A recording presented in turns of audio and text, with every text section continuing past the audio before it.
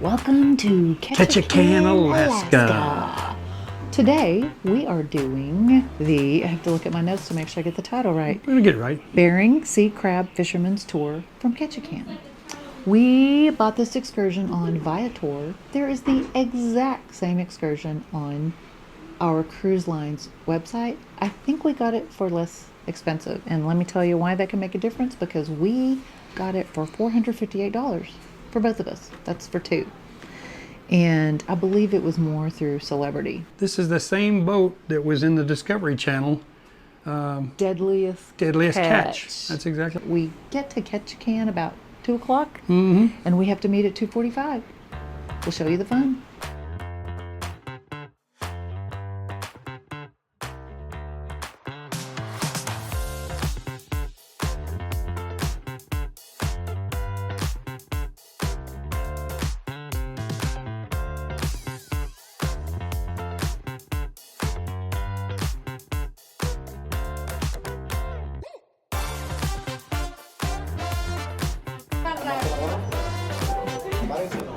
There's our ship right there as we step off. Well, that's our boat as we step off the ship.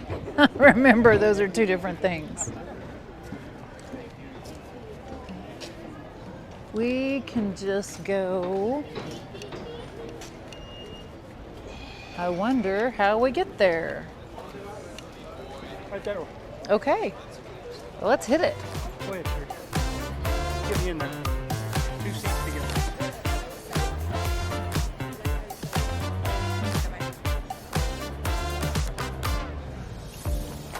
Do you remember the name of the ship or boat? The Aleutian Ballad. Here we go. Do you have our check-in? I got it. All right. I got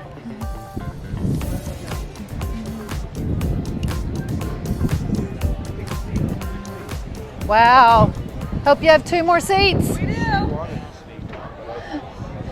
What's up, y'all? Hello. He's got our scan. Welcome, welcome. Look at the crowd. Yay! Let's see some crabs. Look at that. Let's see some crabs. You got to be careful how you say that. Just saying. Wow. Look at that. And you can't tell how they smell, but they do. They smell. I know. I already saw those. And an upstairs. Yeah, it's full. Upstairs viewing. Great crowd. I appreciate you guys. If you welcome aboard the Aleutian Ballad. First of all, this is a real crab boat. It was a purpose-built crab boat back in the 70s. It fished many years on the Bering Sea before it became what you see here today. I'd like to tell you a little bit how that happened. The owner, David Lethine, and his dream, some 30 years ago, he actually had 5 crab boats at that time, and he was fishing in the Bering Sea, and he was bringing one of his boats down south here through the Inside Passage, and happened to stop here at Ketchikan and tie up next to a tour boat, and there was one cruise ship here as well. And David, being curious, he asked the tour boat captain, he goes, "What kind of tours are you guys giving?" And the captain said, "I got 95 people coming off the cruise ship here, and I'm going to take them out and show them Ketchikan from the water." David thought about that for a minute, and then he looked at him like the guy was crazy, because he's like, didn't they just sail in on a world-class ship and see Ketchikan from the water, right? And, but it planted a seed that day, because David, growing up in Alaska, fishing in Alaska for all those years, he knew there was way more to see below the water, on the water, and in the air. And back in 2006, he finally got the opportunity to pull the trigger on that dream. It was season 2 of Deadliest Catch. Any Deadliest Catch fans? Yeah! All right, 1 or 2, and then that was the second season. This boat was featured on there, and back then they didn't have chase boats and chase helicopters and full-time crews on the boats. They just gave you a camera and said, "Here, go get some footage, and we'll put it on the show." And one of the deckhands thought it would be a good idea to mount it in the wheelhouse, and it was a great idea actually, because they moments after he had mounted it up there, they were hit with this 60-foot rogue wave that knocked the windows out and punched it messed up the electronics, it made a mess of things, but told the captain to take the boat down south, have it transformed into what you see here with the stadium seating, and we have heaters in the ceiling there. We got 3 bathrooms in the bow. We got 150 life jackets, four life rafts on the back. We're the safest crab boat in Alaska right now, so feel rest assured. And then he came up in 2007. He didn't really know what he was going to do, but he knew there was way more to see than just Ketchikan from the water. But he had 5 people that he talked into going on a tour, on that first tour. We got 150 seats and he had 5 people. And he took them out, he blew them away, and he showed them what we're going to show you guys today. And when they came back, they just started spreading the word. The cruise industry started hearing about it, and it just blossomed into what you see here today. And that was 20 years ago. We're still at it, still loving it, and you guys are still coming back, and we certainly appreciate that. So I'd like to introduce everybody. I'm Kevin, I'm your captain. And first gentleman, these guys have all worked, we've all worked on the Bering Sea. That's one of the prerequisites of gentleman. He's worked most of his life fishing, and he's fished from Mexico to Russia and everywhere in between. He's probably forgotten. They're excited. He's probably forgotten a lot more than most people ever know. His name is Dennis Ferenzi, but we just call him Big D. What's up, Big D? Welcome. Welcome aboard, D. Thank you, sir. And the next guy, he's like worth his weight in gold. He's our chief engineer. He's our MacGyver. He can fix anything. And if he's smiling, it's good. If he's not smiling, it's not good. Andy Bedard, Bedard.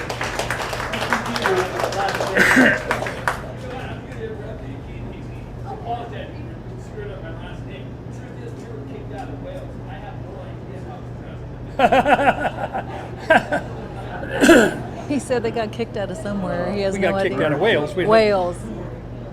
Can I have the Not girls WH. come out for a Yeah. moment, and I'll introduce them. These girls are here for you. If you need a jacket, you have any questions, we have refreshments in the galley.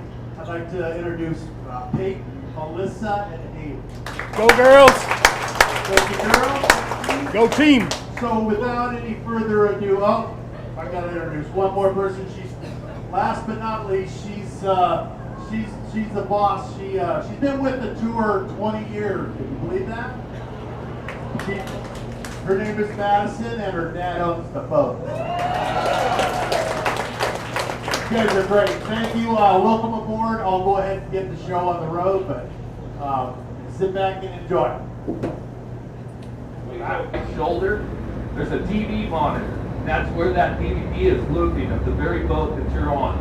This is a Bering Sea Crab Boat, featured in season 2. Yeah, we did a whole bunch of stuff so that we can take you out. Truth be known, this boat can fish to this day. It has a permit for fishing king crab in southeast Alaska. We still have a tank that we put in crab in.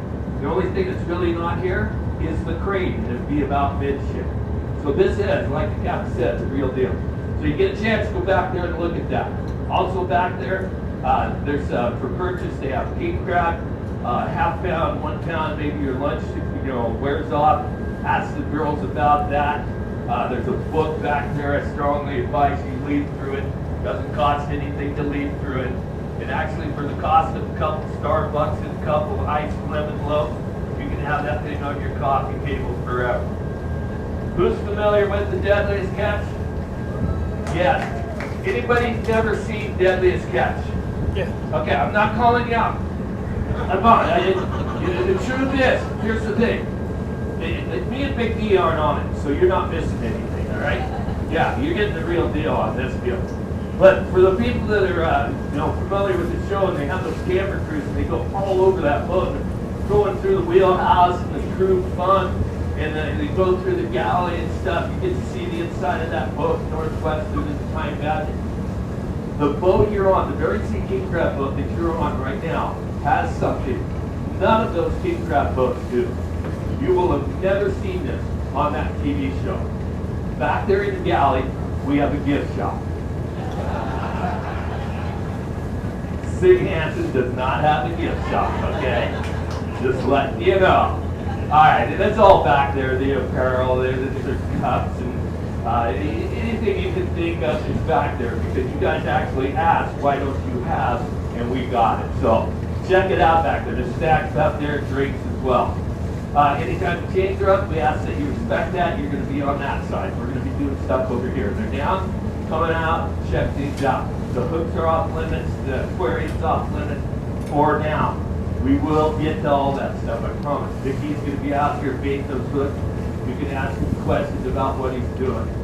Also, there's some signs and placards around the boat. All right? You guys are going to get a bunch of pictures. The photo ops, and you're going to get your best, deadliest catch pose. But don't throw it, Cindy. Be a bad deal. Go on the wheel, get wrapped around somebody. But yes, do come up, get that photo off. You're going to get up out of the seats, mill around. One of the things I'm really passionate about for the fans is you watch this on flat screen TV. You can't do this. Come up here, put your hands in there. You'll see where it's tapered. That's what pinches the line so we can get it on board with that big hydraulic motor. Looks like you shouldn't put your hands in there? Don't. Okay? Other than that, walk around the boat, check things out. It's going to get crowded in the galley. Okay? 15, 20 people. It's available the entire time. So don't get discouraged. Mill around, check things out. You don't like what you see, go somewhere else and ask questions. You're going to bump into people. Tour time. They told us we could get up and walk around. So we are headed to the galley, aka gift shop. The galley, aka gift shop. Look at that bad boy.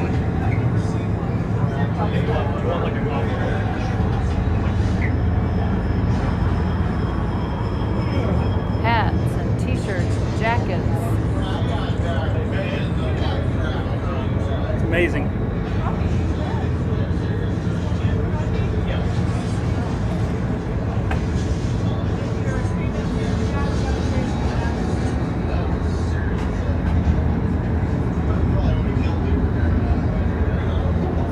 And they're showing, I think, the TV show, probably The Deadliest Catch. Yeah, that's it right there. You can get in line, as he said, and get your picture of your deadliest catch pose if you'd like. Yeah. It's definitely a one of a kind. Yeah. You guys comfortable? Yeah. Is that all that's down there? Okay. But there's some stuff on the wall that's interesting. Oh, yeah. In the restroom area, you'll find some interesting things. It looks like a movie poster, as well as a memorial box, maybe? A memorial box, maybe, of some kids? Everyone's in line to get their deadliest catch picture.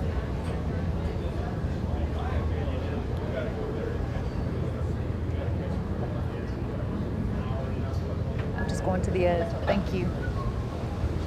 Wow. What a view. Look at that view. This is Alaska.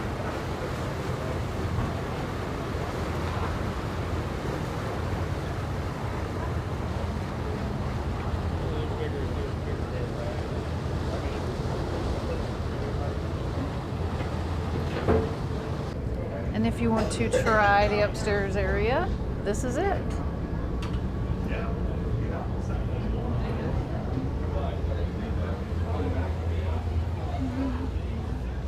Seating over here, as well as if you go up one more flight of stairs,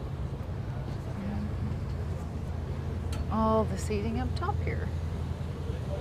And this is the view from up above.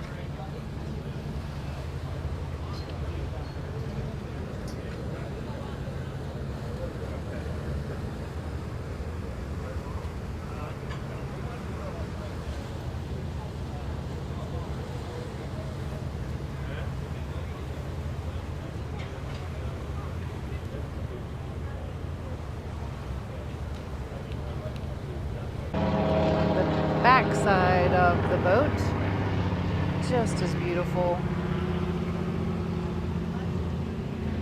Goodness.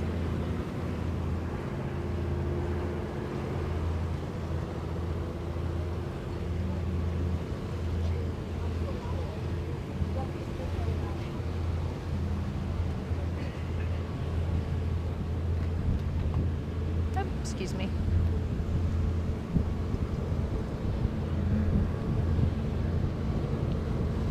Heading up to the front of the boat.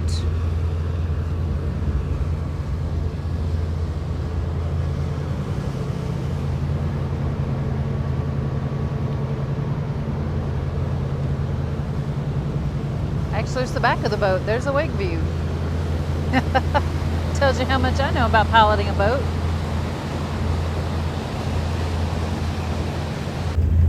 Besides big orange suit,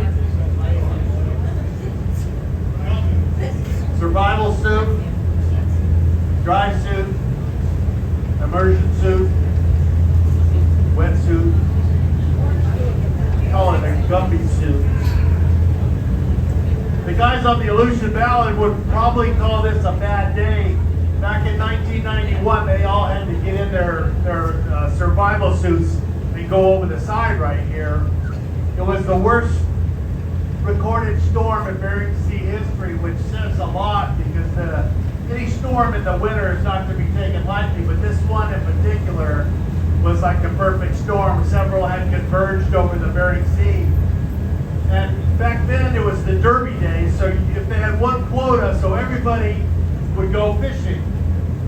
The only time you would come in is if you either loaded the boat or they closed the season. So the whole 220 plus boats are out on the Bering Sea for that year. And they had 17 May days that year, or that day actually. Usually a handful is more than enough. Or is normal, but 17 is a lot. This boat, several other boats that were bigger, and even a couple of ships that were having a hard time in those seas. And they estimate it was a 100-foot rogue wave hit these guys. Hit them from the starboard side, hit them so hard it pushed it over on that port side, and it held it there on the side for about a minute and a half. We have 4 tanks on here, 1, 2, 3, and 4. And each tank we pump full of seawater to keep the crabs alive in there. And the water comes out at the top of the small hatch, on the top of the bigger hatch. But while it held it on the side for that minute and a half, it allowed half the water to leak out of all 4 tanks. So it shifted the stability to that port side, and it stayed on its side. It would not right itself. So now they're in these 60-foot waves on their side. Not a good place to be.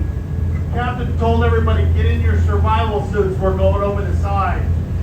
Before he did that, he gave a mayday, mayday, mayday, Aleutian Ballad, we're going in the water, and he gave a longitude, latitude position. Now when you hear a mayday in the Bering Sea, you come running because you know somebody's in trouble.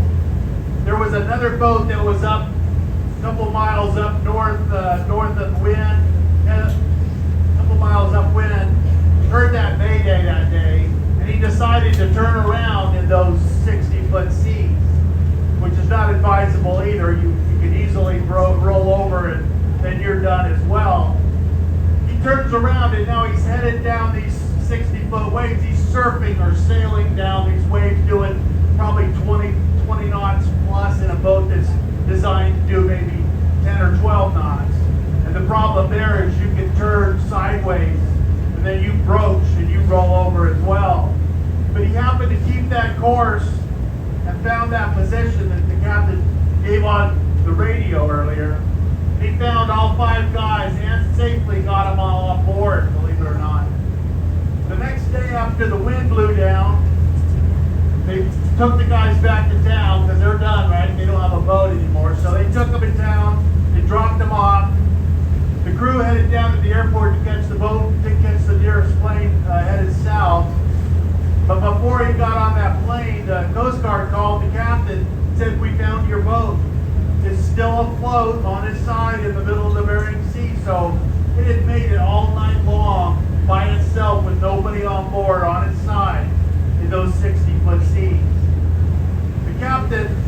got pumps and fuel and filters, and he actually hopped on another crab boat that was heading back out. He hitched a ride. They went out, they found that boat right where the Coast Guard said it was, floating on its side in the middle of the Bering Sea. They got out there, they got on board, they pumped it out, they got it righted. Now the boat was a mess. This deck was gone, the wheelhouse was punched out, all the windows, no electronics were working, but they managed to get that boat started, and they're headed back to town. So they get to town, they tie up to the dock. Captain, he hops off first thing, goes down to the hardware store, gets a 4x8 sheet of plywood and a can of white paint. And he brought it back to the boat, hung that plywood up on the side and painted on it for stale. He was done with the Bering Sea. But that gave David and a partner a good opportunity to buy the boat, because you can imagine he probably got a pretty good deal on it. But they sent it down south, they put it in the shipyard, had all new decking, wheelhouse windows, electronics. They were back up on the Bering Sea the very next season with a brand new captain and a brand new crew. So like I talked about the derby days, when you go fishing, you don't come in until you fill the boat or they close the season. That's what they had done. They had worked 3 days straight without rest. They filled the boat. They turned the boat towards the Dutch harbor to unload. The captain told the guys, lay down, I'll take the boat. I'll take it in and wake you up when we get there. Fortunately, he was tired too. He fell asleep. So now they're headed into town on autopilot with nobody at the helm. They don't wake up until they run this boat right up onto the rocks at Ketchikan Head, right outside of Dutch Harbor. He woke up. Of course, everybody woke up, right? You can't sleep through something like that. But he woke up. He knew what he had done. He fell asleep. He pulled the boat out of gear. He shut everything down. Now he's on the hard rocks. You got a 600-foot cliff in front of it for miles both ways. He's got one option. He's got to get off that boat. There's a surf coming in. It's picking up the boat every 12 seconds and slamming it back down on the rocks. He's punching holes in the bottom. He's probably getting water in that fuel. So he goes in the engine room and he checks all of his 8 fuel tanks. 1, 2, and 3, 4. He's getting nothing but water. 5, 6, and 7 still, same thing, he's getting nothing but water. The very last tank, number 8, opens it up, he's got clean fuel. So he runs up in the wheelhouse after he switches over to that tank. He cranks it back up. Every time that surf picks the boat up, he's backing down as hard as he can. So he's getting, little by little, he's getting this boat off the beach. Now he doesn't know if he's going to the bottom when he gets off the beach. But he's got a plan. There's a shipyard short distance from where he's at Dutch Harbor. He's got a trolley that he slides down in the water. You drive these big boats up on top and pull the whole works up and out on dry land. So he gets off the beach. He's headed full speed into town. He's still taking on water big time. He calls the shipyard. The shipyard's ready for him. He gets there in the nick of time. It's on the trolley. They save the boat. Now he's got to make that call to David, right? He's got to tell him about their new boat. Now David, he's a pretty cool customer. He said, is everybody okay? And the captain said, yeah, everybody's fine, but your boat's not. You got to come see. So David flew up from down south the next day to the shipyard. He called his insurance company, Lloyd's of London, one of the few companies that will actually insure these guys at the Bering Sea. He had an adjuster meet him up at the shipyard. They started working their way from the bow, looking at holes as big as this crab bomb launcher and as big as those skylights there above you. He gets about halfway and he's looking at David, shaking his head. He goes, I've been doing this 30 plus years and I've never seen a boat this bad that lived to fish another day. So he says, this is what we're gonna do. We're gonna cut the bottom off. We'll put a brand new bottom on it, but you're gonna have to go find a brand new insurance company because we're dropping it. So is this a lucky boat or unlucky boat? Pretty darn lucky. And we're pretty lucky to be here today, sharing Alaska with you guys. I'm going to turn it over to Big D. He's going to tell you a little bit about the next fishery we're getting ready to embark on. Buoy off the other end. And then we would set another one. And we would keep doing that until all the gear was in the water. And then we would come over here and we would haul it all back to this, one hook at a time. Then we would try to fill this boat up. Sounds pretty primitive, but it was pretty efficient. Many times we would go out, and in 24 hours we would put on 100,000 pounds of halibut. It just, you just find the right spot, and you just work like the devil, and you can get her done.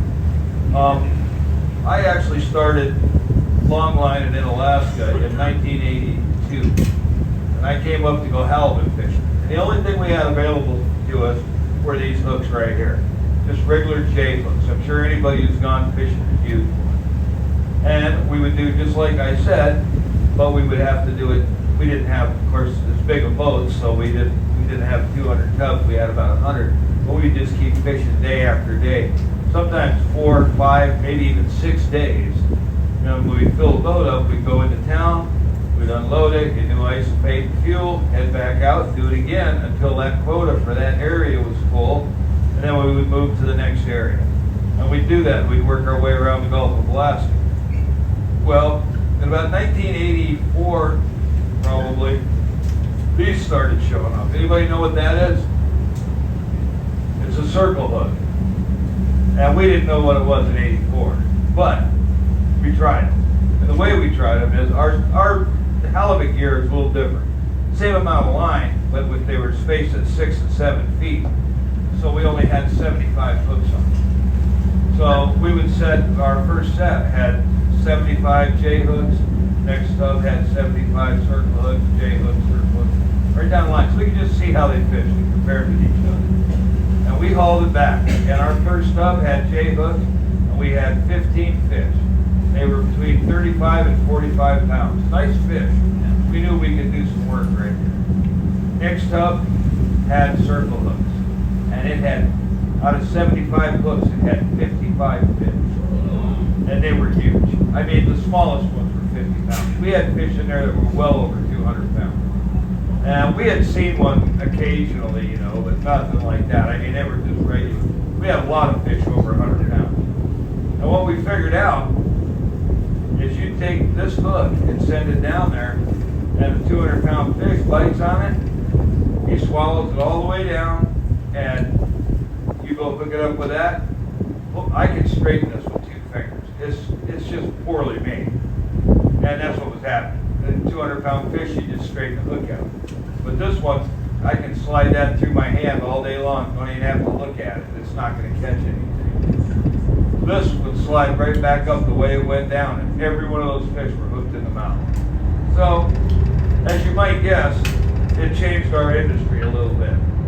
Well, it changed it a lot. And in 1983, there were 200 boats fishing Longline in Alaska. In 1987, there were 2,000. And the quota didn't change. So what has to change if you want to make money? The way you fish. That's when we started using 200 tubs. And that's when we started fishing 24/7 and never slowed down. But everybody did. So now you got grounds that were supporting 200 boats, supporting 2,000 boats. You're gonna attract some predators, and we went ahead and did that in full sail, man. It started out with orcas, killer whales. They came by, and they just pod would come by, and just start taking bites out of fish and ruining them. But you could still fish with them. It was frustrating, but you could do it. Well, within about 5 years, the sperm whales showed up. When they showed up, it was game over. We pull up to a set of buoys like this, and there'd be 4 or 5 whales sitting there. And if you thought you had 5,000 or 6,000 pounds on that set, you grabbed those buoys, you'd be lucky to get 200 pounds. They would floss their teeth with that gear. And then, the only time you'd catch a fish is when the one sitting on top went down to change places with one that was running out of air. It got real bad. A lot of guys completely quit doing this and switched to traps for black cod. But they still have to use these to catch halibut. It's the law. And they're trying all kinds of weird stuff. I mean, setting really short strings and setting them 10, 15 miles apart. But anyway, I don't foresee that in law. But I have been left-handed long enough that I never throw the gap without seeing who's standing behind me. Because it takes a definite different art. All right, first thing we need to do is get these buoys on. And then we have to establish which way that line's going.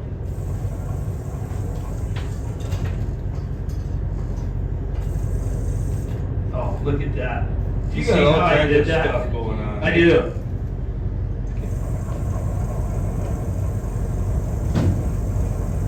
Actually, I think you're right about on it. It's just trailing behind us a little bit, but I think we're going to catch up with it. Roger. Perfect. Normally, I would have a set of controls right here. I would be driving this boat because I can see where the line is. And that's what they call it, driving on the line. But he can't see it. And I have this, so I can tell him where it is, and it works out pretty well. We tried hand signal first, but it didn't take him long to figure out I only know one hand signal. It wasn't all that helpful. Oh, it was plenty helpful.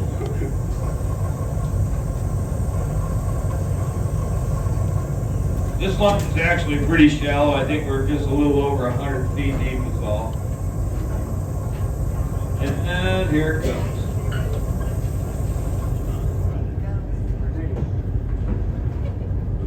Take our little rock in the bag off. See what we got. Well, we got some bait. Getting our bait back, we know you did your job. Huh.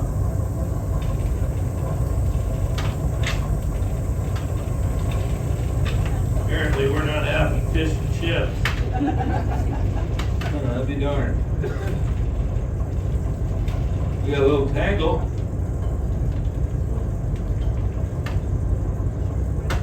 That's how it happens sometimes. You can pull miles of this stuff.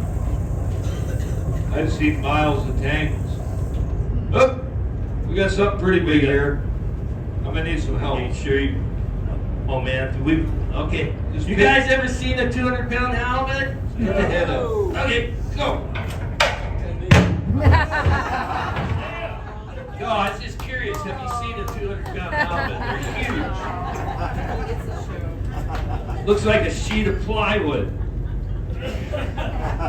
We didn't catch very much. But in the long run, we're not really out to catch too much. It's nice to catch a little something.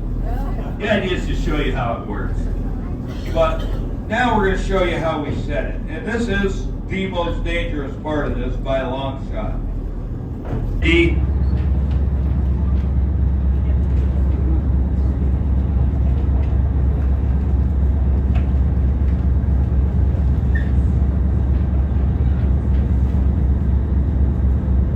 Ready, Andy? Yeah, go. Oh. Doesn't get any better than that. Perfect. Look at that. Nobody got hooked. Yeah. You look disappointed. A quillback rockfish. We did. We caught this one on the first one this morning. Quillback rockfish, one of about 20 different species you catch up here, and they are delicious. And white flaky meat, you get rockfish tacos, this is what you're getting. I fished for these sport fishing deliberately in the Puget Sound as a kid. Love the things. Now, these have an air bladder. We typically try to release everything we can, but these guys have an air bladder, so we can't. So we end up keeping them for bait. Part of our agreement with the Cinchians to have little impact as possible. Those quills are in fact venomous. It is not enough to kill you, but it will enhance your fishing experience. You get that in your hand for about 45 minutes to an hour. It feels like 14 yellow jacket stings in one place, and you can feel your arm heat up as it starts to travel through your blood system. It is no fun. But that is quillback rockfish. I didn't want you to go home without any pictures.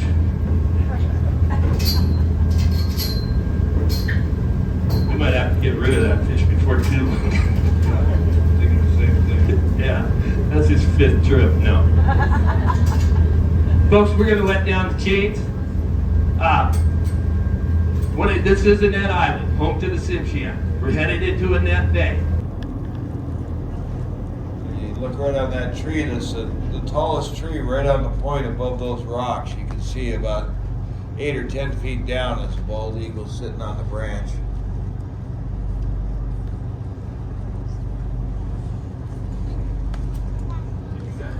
Did you guys know that bald eagle is no longer in danger? Yeah. 2007, he got himself off that list. He was never in trouble up here in Alaska, Canada. The lower 48, we had some farming practices that weren't real conducive to their eggs. Ranchers, they weren't thrilled with them at calving time. We did a lot of our sport bird hunting with lead shot, but we cleaned up our act and they rebounded. The guy there, that's just a poser.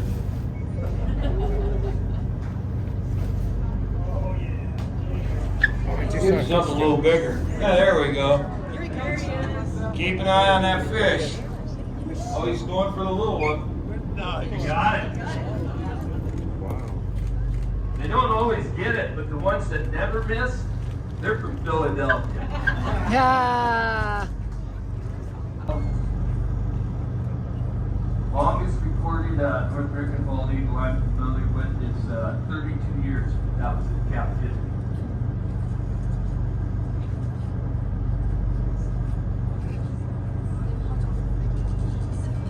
Oh, if that guy picks one up, that'll bring him down.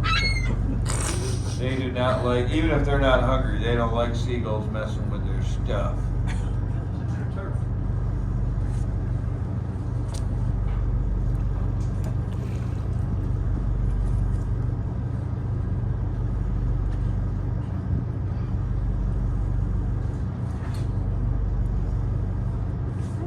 Yeah, but like Andy says, these rivers are quite full of salmon right now, and they're all pretty much free picking for somebody with the skill of an eagle.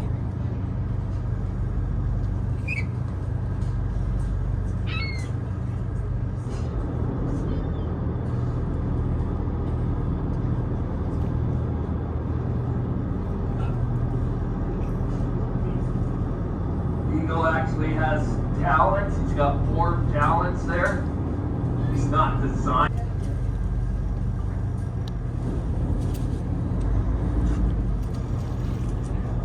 Let's see what he's doing. He's turning over there someplace.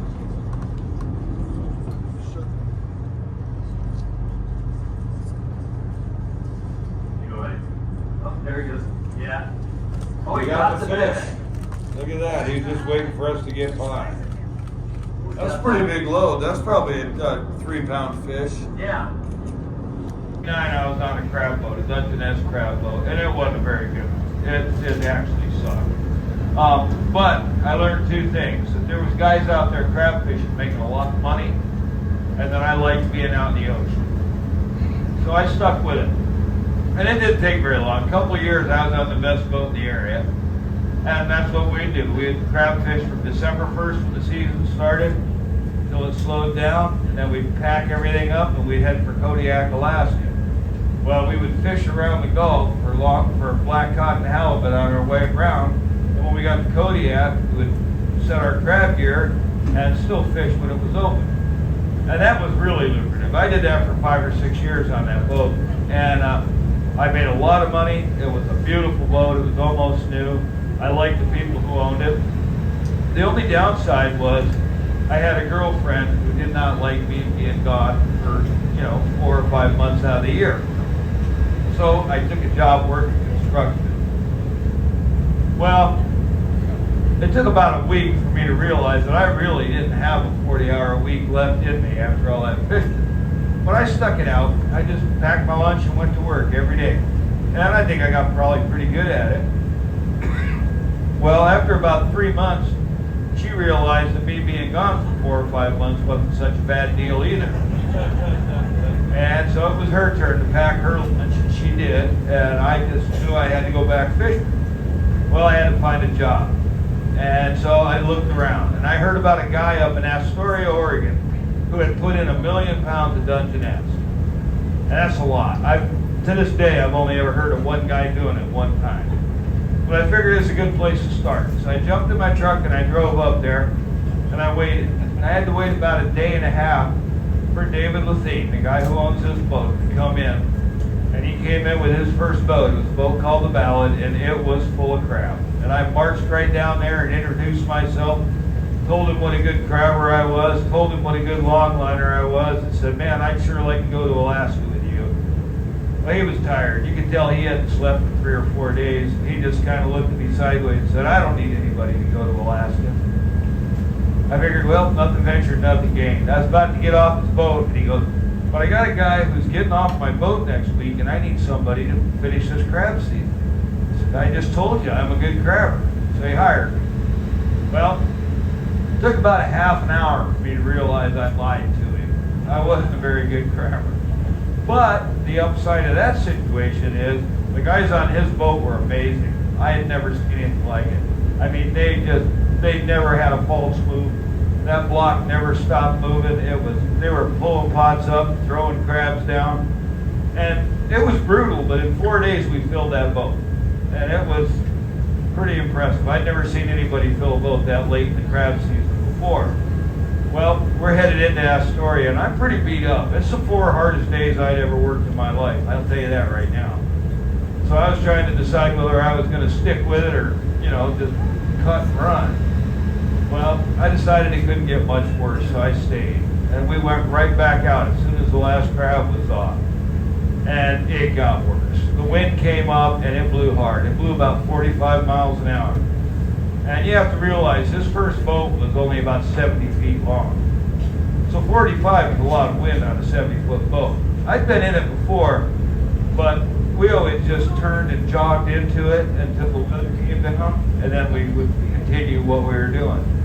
Apparently nobody told Dave you could do that because we just kept right on fishing, and it was brutal. The block was in the water more than it was out. Everything we put on that boat fell over. I mean, we had totes tipping over, we had line all over the place, pots rolling around, but it was some of the best crabbing I'd ever seen. And we ended up filling that boat in about 3.5 days. And the weather came down and we headed back to town. Well, at this point, I did the math. I had made more money in a week than I'd ever made in a season before. So I stayed with David about as long as he fished, and it was a good choice, I guess.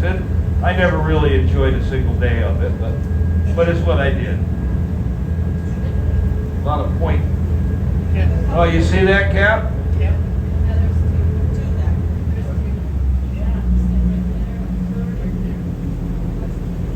They ain't going nowhere. Gonna try and get them down? Well, I don't know. I think, was there another one there on the other side of that one? Yeah, there was 2 of them there. There was one in a nest. Well, we're right here. We might as well give it a shot. I'll get back to that. All season long. And in the meantime, he bought this boat. We kept crabbing. He bought another boat the following year. And then the next year, he built a boat that's bigger than both of them. And he just kept going. And pretty soon, Dave had too many boats. He had more boats than he had time. And at that point, I went to work with his partner that he was buying and building these boats with. Because he had a really good longliner. Probably one of the best longline boats in Alaska. And I worked on it for 24 years.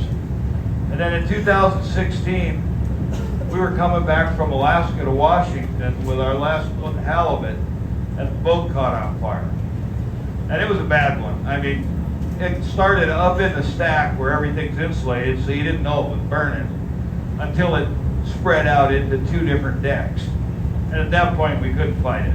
It was out of control. We had 5 minutes to get off the boat once we knew it was burning. And that's what we did. But luckily, there was a sailboat pretty close. And it was an older couple from England, and they picked us up, and we're sitting on this boat, and this old gal comes up. She's got this great big tray, and these little tiny cups, and she comes around and she said, "You boys want some tea?" So now we're sitting out there on the deck of this boat, sipping tea, watching our boat burn right to the water line, waiting for the Coast Guard in the middle of Canada. It was pretty surreal, but the Coast Guard did come before the boat sank, so we didn't have to watch that.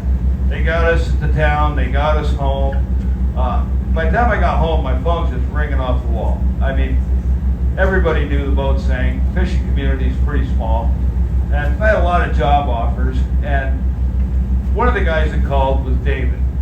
And he told me what he was doing here with you guys. And I said, wow, Dave, that is so cool. You've been talking about it since I've known you. I'm glad it's working out for you. But I'm not a tour guide, nor am I interested.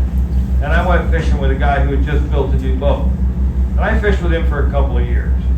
Well, David kept calling. He'd call me every couple months, you know, just to check on me, see how I was doing and stuff. Well, he could be pretty persistent. And so after about, in 2019, in the spring, I said, okay, Dave, here's the deal. I said, I've been working with the same 5 guys for 25 years now, and my working vocabulary dwindled to about 20 words. And he goes, yeah, well, about half of them you can't use on my boat.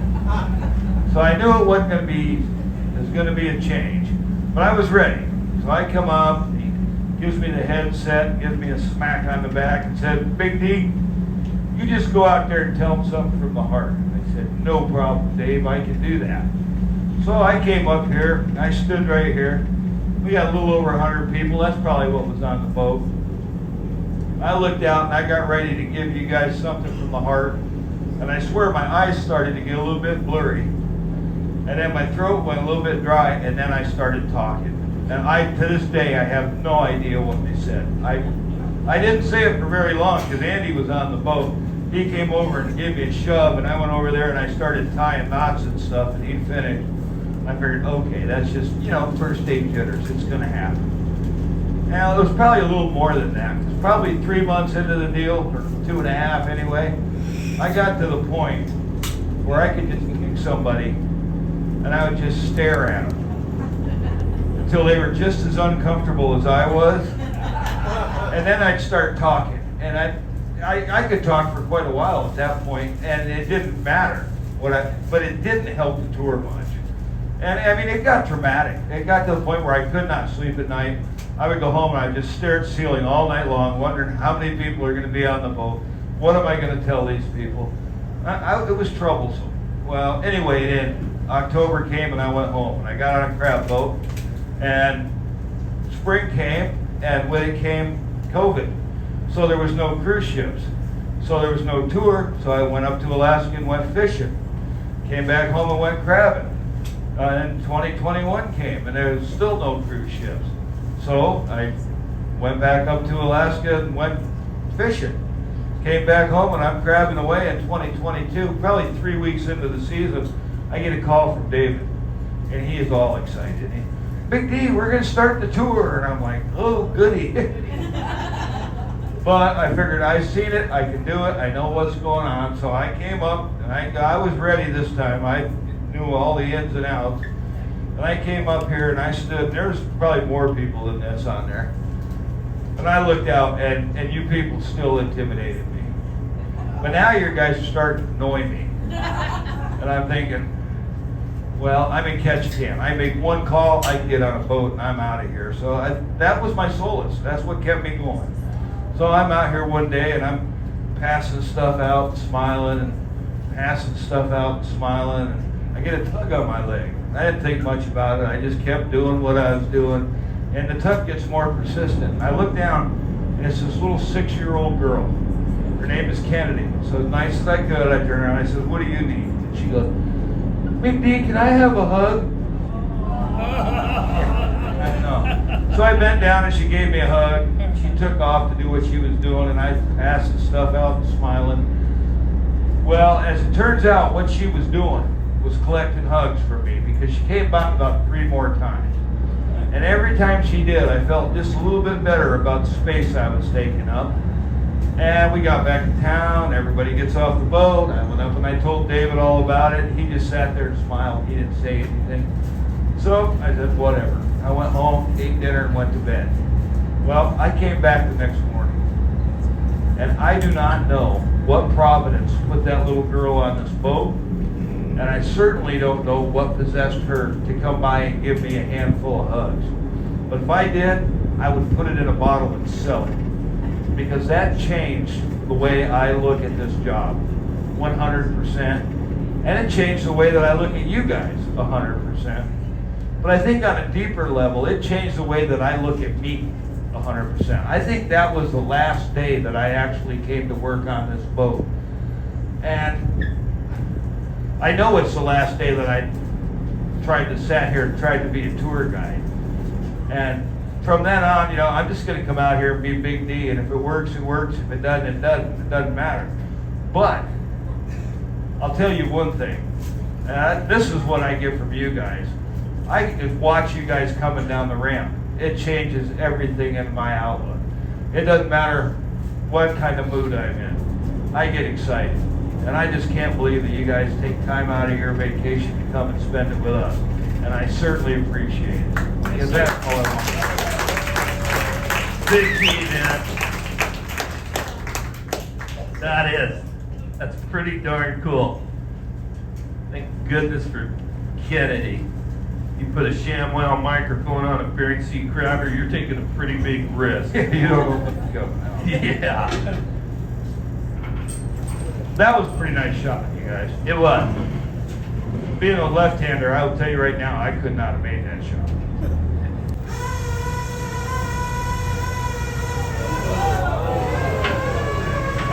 Got some bugs in there. Folks, we have you for a short time. We want to show you all kinds of stuff. So we actually have this as a cone pot or a dome pot. And the reason this got in the industry is simply this. There's a pucker string. That web in the bottom right now is pulled tight. I undo the pucker string, it relaxes. I could start taking these things and I could stack them one after another like upside down cereal bowls, 15, 20 high. The reason that came into play is they make them bigger, they make them smaller. You're out there trying to compete with a boat this size and your boat's 72 feet long like Big D was talking about, you could only take 25, 30 of those big pots. If you get this style, now you can take a 200, 160, 200 to the ground, so you're competing. So that's how it got into the industry. The way it works, got a bait jar here, it's perforated with holes, squid and herring, it's the most popular bait that we use. The tide's going back and forth, the scent's coming out of that jar, those crab pick up on the scent, here they come, just like that. Fish is 360 degrees, up the side they go, just like that. You weren't down there, you don't know, it might be. And then they go in through that tunnel, and they're caught in a trap, and they can't walk out. Because, and what they happen to be is box king crab, BOX. They're really closely related to the king crab. They taste just like king crab, have a lot of meat in them, and they're really hard to catch. And they're so hard to catch, in fact, that nobody processes them. You can't go to the market and buy one. You can't go to a restaurant and order one. And it's a shame, because I think they're the coolest crabs we catch. And when you guys hold them, you're going to put a couple fingers down there on their belly, thumb on their back, and just hold them with the sandwich. Check them out. When they're closed up, they look like a rock. Trust me, when they're open, they look different. okay, we got the change down. The girls are going to take some stuff around. We're going to bring stuff up above. Feel free to come up out of those seats. We don't have room for everybody, but come on out. Very weird. That's fine. Do they hurt? The particles? Yeah. It's a sea urchin. Oh my goodness. You want him for dinner? No, I'm good. Hermit crab in there. Sebastian's in there. Yeah. Put him up to your ear, you can hear him sing the mermaid song. Oh, cool. Wow, what the hell is that? You want him? No. I don't want to hurt him.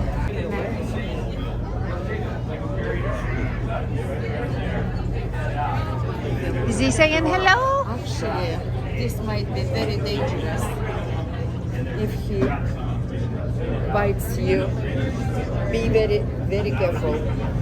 James, don't touch it. Oh yeah, I can see that. This is my eyes. What are these called? Dungeness. Oh, Oh wow. Yeah, who needs a crab? You gotta know how to handle that, dude. Are you all the crab yet? That looks like an Aggie crab. Right, Sherry? Yeah, if you already got your good picture, go ahead and feel free to share. Is he goody? Very good. Is he? Look at all Sherry. Look at the starfish. I know. Isn't that amazing? They're talking. What's that? They're so expensive. It's like $65 a pound to buy them in a store. How much? Like where we come from, $65 a pound. What's that? Snails? Yeah, it's a big slug. Yeah, Cap? What's that? Snail? Snails? Yeah. That's the one down there was trying to get out. Yeah, he was.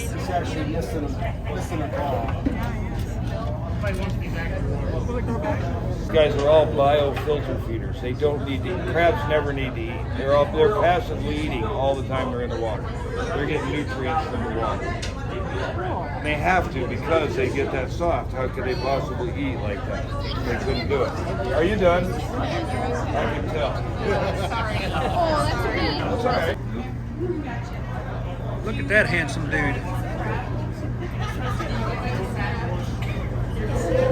Any of that stuff I'm setting He up says, for you guys, feel free to pick it hello, up. Sherry. These guys don't. No, this is like 12. We go out every Wednesday.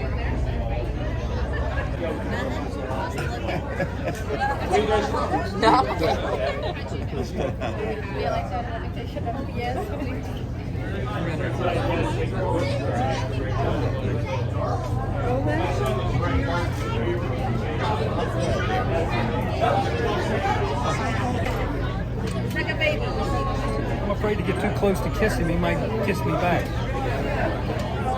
He did get my finger. Did he? Not that one, a different one. You did too. Yeah, for sure. Underneath their shell. It's 38 degrees in the Bering Sea. We're crashing into that sea spray. We dump them on the table.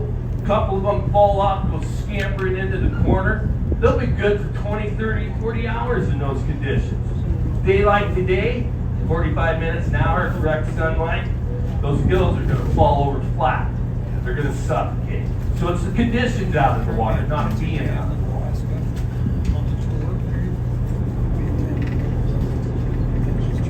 All right, you can see Andy's throwing some line up on top of that pot. The reason being, he's got to throw that line in. That pot's going in first and it's going down.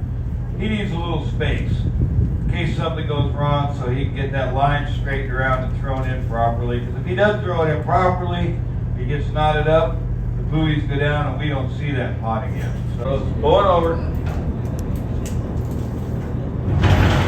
Lots away.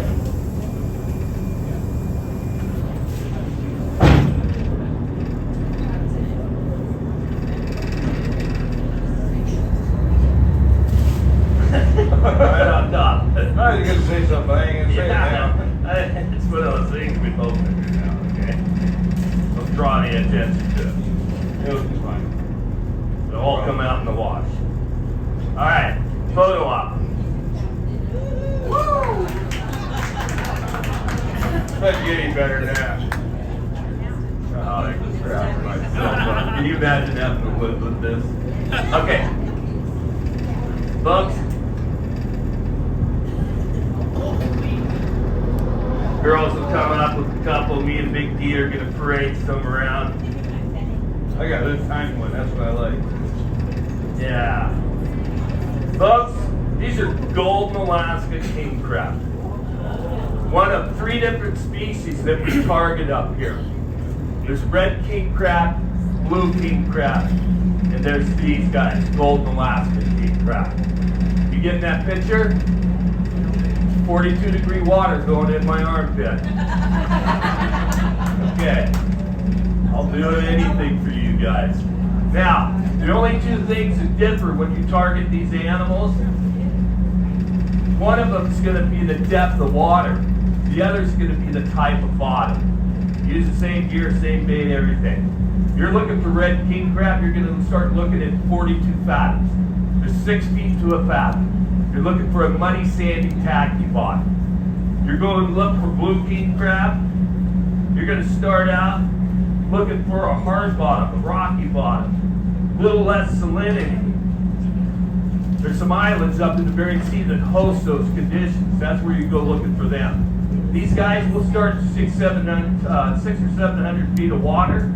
They're down there on these steep sea mounts, we call them. We'll go out as much as 2,000 feet trying to find these guys. They're very slow fishing. You have to be patient to fish brown crab, or golden Alaska king crab. Once we get them back to the boat, they do have to be a male for us to commercially retain them. I'm going to tell that by the abdominal flap down here at the bottom. If you look, it comes to a point shaped like a triangle. That's telling me this is a male. Female, it's very distinct. What it looks like a fan. And the reason she has that, she has a clutch of eggs underneath there that she's protecting. Upwards of 250,000 eggs. $250,000, isn't that crazy? Wow is right. So why isn't the ocean just riddled with these things? Because less than 1/10 of 1% survive. When they hatch out, they're microscopic. They don't even resemble a crab. You park a codfish next to one of them when that's happening, they eat every one of them and it's not even a snack. So they take the biomass of the female very serious. We come in with a load of 60,000, 70,000 pounds, they find a female in there, you're going to get a fine. It could be as much as $10,000. Yes. There's no reason for it. They want you to pay attention to what you're doing out there. Don't be handling the girls. You don't have to. Now, you get them back to the boat, they do have to be a male, they have to be a specific size. These guys, you see them dump those crab on the table, tip that pot up, the men run over there, they're grabbing those things, they're throwing them in the tank, they're throwing them overboard. That's years of experience. They got an eye for the obvious. But you're always going to have a handful you're not sure of. You got to make sure anywhere you can touch that thing simultaneously on those spines, he's legal. By the time he's a legal crab, he's worth about $100. Yeah, so you don't want to be throwing $100 bills over because you're so cocky. You think that's, it was too short. You don't want to throw short ones in the tank because you're going to get a fine for that too. So you always have a handful you're checking on. It's warm. We're going to get these guys right back in there. Folks, there is tons more. And if you need to know more about the king crab than that, Google it. I did. It's all out there. And it's all true. Yeah, right. Okay, we got to keep moving. Folks, we're getting ready to grapple up a Bering Sea king crab pot. This is the workhorse of the Bering Sea. I fish this pot more than any other. And they make them bigger, they make them smaller. We get this pot up over the rail. We had some imitation crab made, replicas of red king crab from the Bering Sea. We had them made and we staged them in the pot as if we were fishing on the ocean floor so that we could explain to you how those pots work and what's going on. You're also going to see some colorful tags on there. I'm going to ask that you look past the colorful tags, concentrate on what me and Big D are telling you about that pot and how it works. And then I'll tell you about the tag. Folks, here's this coiler machine. See how that works?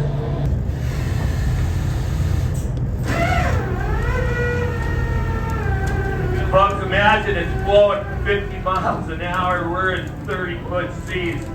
This is 800 pounds of anchored steel coming over that rail. You get a couple 200-pound men on the deck, they're no match for that. This is a serious game. Folks, you see those replica crab we had made. The reason we did this, it allowed us to stage them in the pot. Now, we have something we do. If you have 200 pots on a big boat, you'll set half of them. It might take 10, 12 hours to do that. We come back and do what we call spot check. They were there last year, doesn't mean they're there this year. This comes up after 10, 12 hours looking like this. Everybody on that boat is jazzed. They're all electric. And the reason being, I got 3 riders going in my tunnel. We refer to them as riders because they're not even inside yet. Big D's got a couple. There's half dozen crab inside.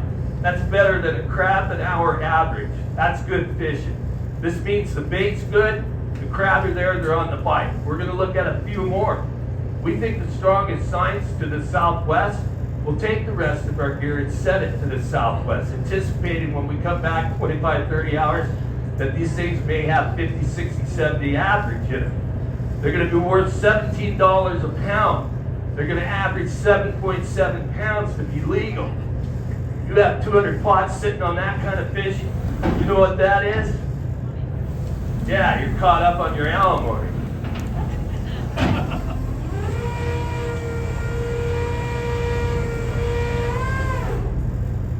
All right, now, first thing I have to do, I set that pot down on 2 hooks on the bottom of that launch. That's going to stabilize the bottom of that pot, hold it in one place. I have to move it around quite a bit, so I need to stabilize the top. And I'm going to use what they call dogs. It's just 2 metal hooks, it centers that pot and holds it tight to the top. Now I can move it around. First thing I'm going to do, I'm going to pick it up flat, and at this point, a couple of guys are going to wheel a table right underneath this whole thing, so I have a place to dump them. A couple of guys are going to undo these straps, and they're going to throw this door up on top. Now, once that's up there, the crabs are ready to come out. How am I going to get them out? I'm just going to dump them out. When I get up here, I'm going to shake this handle until they all fall out into that table. And as soon as they do, I'm going to lower it right back down. The guy's going to reach in there on each side and pull baits out. Somebody's going to give him new baits. He's going to pin them in there. They're going to close that door, latch it up, and this pot is ready to go back in the water. It does not spend a lot of time on this rack. It's just 3 basic moves. And all I have to do is be aware enough to just run these valves. But I might be here for 20 hours. I might be cold, hungry, tired, a lot of things. And all I got to do is forget one step. If I forget to put these dogs on, things go bad real quick. Even right here, if I didn't have the dogs on and I shook that handle, that thing's going to hop off of that rack, it's going to fall down, and we're going to have to pick it back up. But up there where we're fishing, that rack is not here. I'm going to stand it up even higher, and this boat's going to be rocking side to side, forward to back. It's just going to be rolling around. We're going to have waves coming over. If I don't put the dogs on up there, that 800 pounds is going to end up against that wall over there. And it's going to take everything out between here and there. And everybody's seen it happen at least once. It happens. You just try not to make it happen very often. Now, you really got to pay attention, and you got to be verbal. I'm safe. I'm doing everything I might do it. All right. I'm going down. Coming down. Folks, what I'm holding here, this is a Bairdi tanner crab. Tanner is a species, Bairdi subspecies. You have Bairdi and you have the Pelio. You know him as a snow crab. See that flat profile on that guy? I'm pointing that out just for this reason. We have one set of gear. We fish 2 different fisheries. We fish king crab, we fish snow crab. But it's expensive. You don't have a set of gear for both, and you do have to meet legalities. There's a 9 by 30 inch opening here. This is the tunnel. That allows that big cumbersome king crab to get up in there without, with ease, but without the ability to get back out community. And he has a little trolling boat, and he needs a deckhand. Light goes on in my dad's head. I got a kid for you. I get him off the beach. He might live to be 16, and it worked.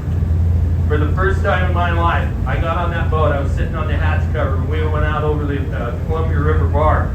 We got into the Pacific Ocean. For the first time in my life, I belonged somewhere. I fit. I didn't have to alter myself. Now, I did that every year going through high school during the summer. When I got out of high school, I knew I had to get to Alaska because that's where the big money was. There's a small network in the fishing community.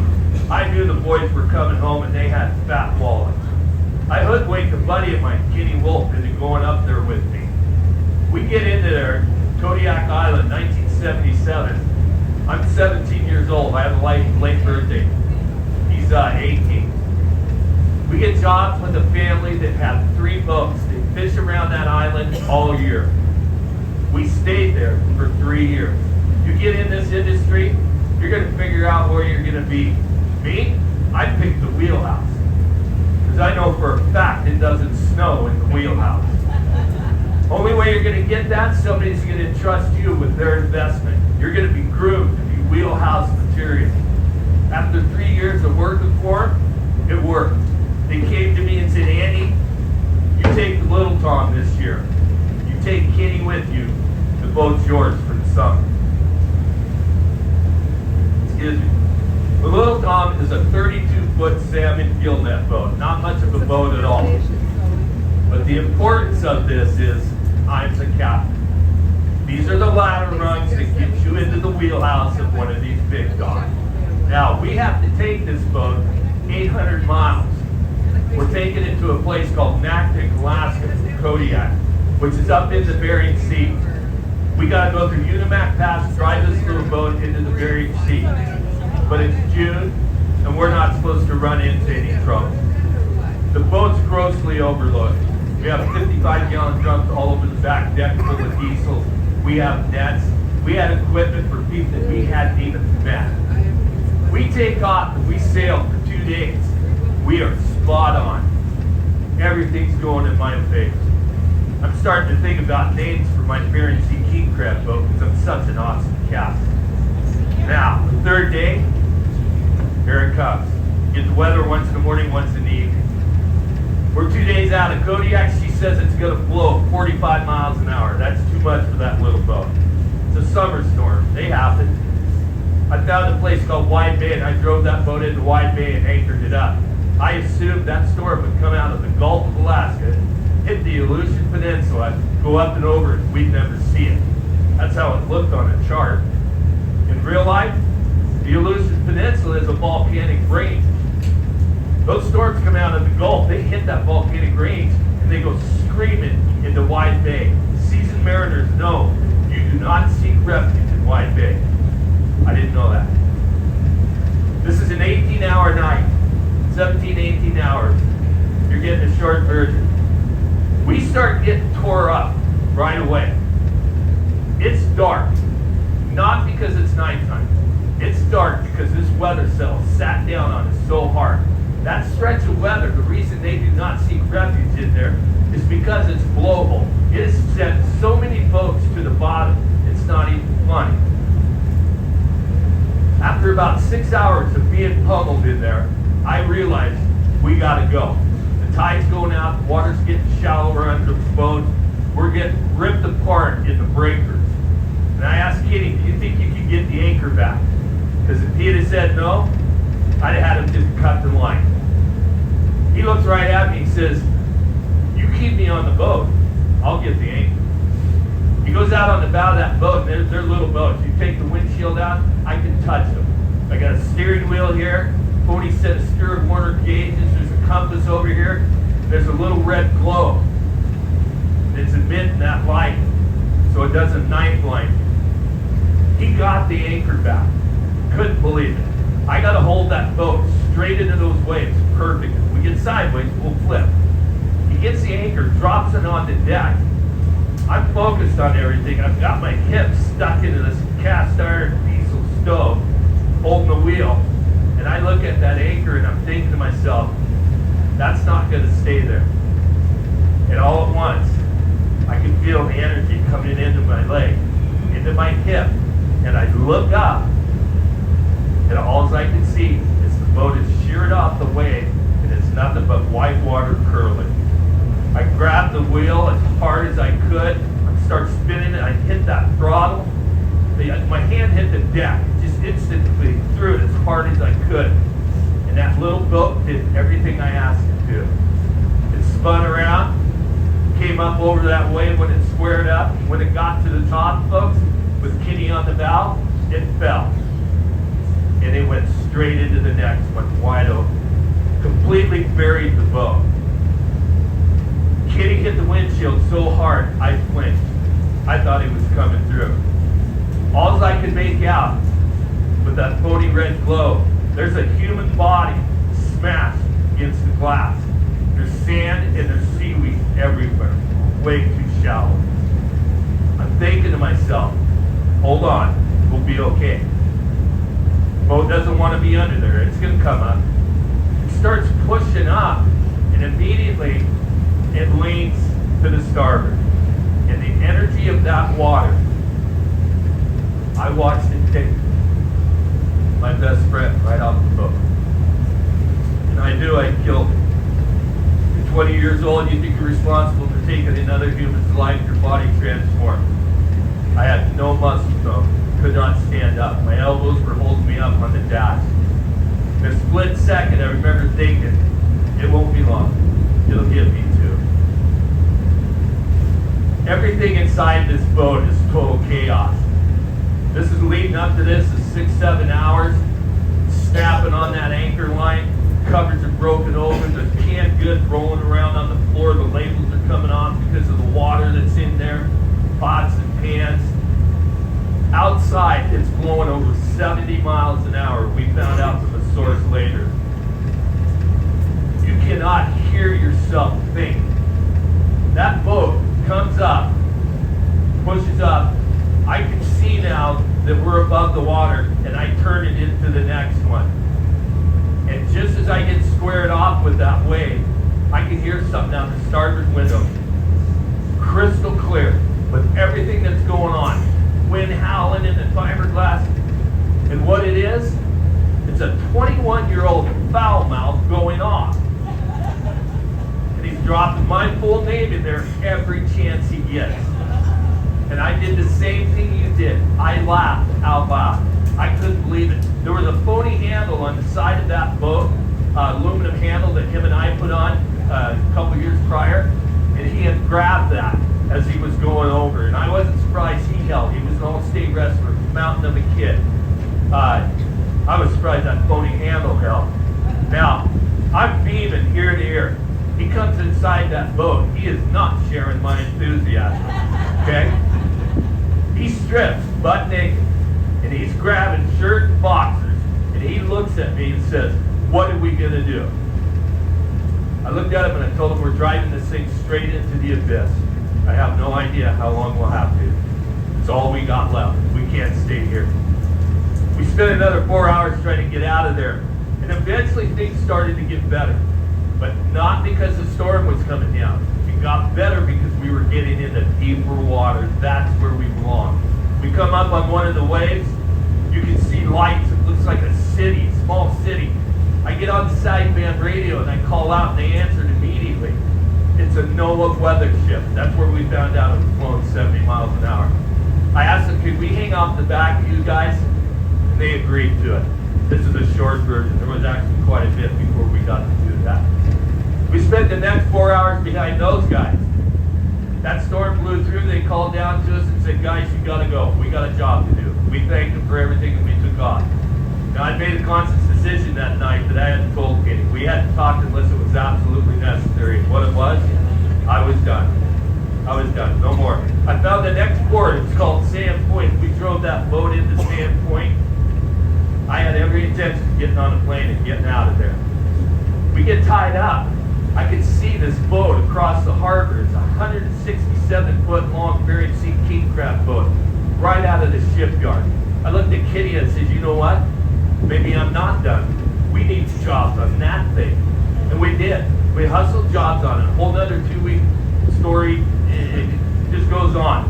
That boat took us to the Bering Sea. That was my gateway boat to the Bering Sea. We're out on the end of the Aleutian chain. There was no more U.S. land. We are fishing a place called Bowers Banks. We're in a storm. It's daylight. It's snowing. And it's the first and only time I heard a captain utter the words, these things have got to be all of 60 feet.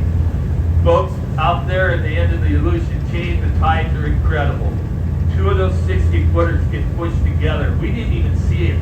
We heard it before we realized what happened. It hit the side of that boat so hard, it changed the pressure inside. You can feel it in your eardrums. It sounded like dynamite. Knocks the boat on its side and it slides to the bottom, and that wave just continues on right over it. Gulped the whole thing. The only thing sticking out of the water was the light rack, top of the crane, and the wheelhouse. Me and Kitty were in the wheelhouse. You don't fish in those conditions. You just jog into it. We're above the captain. He's below us, and he looks right at me. And he says, we're okay. Hold on.